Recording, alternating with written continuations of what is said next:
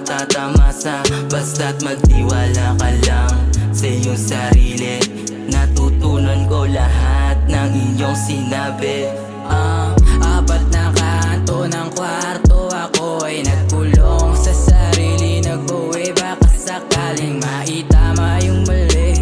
Salamat sa asawang sa'king kumampi nung panahong ako ay inaapi ng panahon. Ikaw ang dahilan kung ba't sistema ako'y di nilamon. Kaya't problema sa'kin, sawa na rin manghamon. Mga pangarap ay sinulat sa gintong bato. Tinatanong aking sarili, makakaya ko ba to?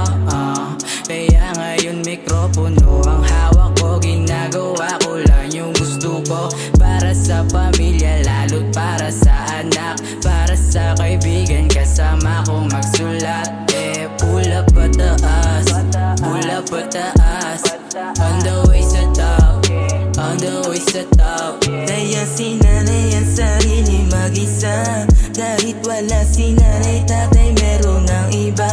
Pamilya pero kahit na ganun pa man di ako nagtanim ng galit. Kaya sa pangarap nagrap lalong nanggigigil. Di na nagpapigil, mas lalo pang tumalim. Pag-asa mas lalo ko pang nakakamit. Dahil sa nobya ko dyan palagi tinatapik likod ko pag wala ko sa sarili. Yeah. God land on this shit.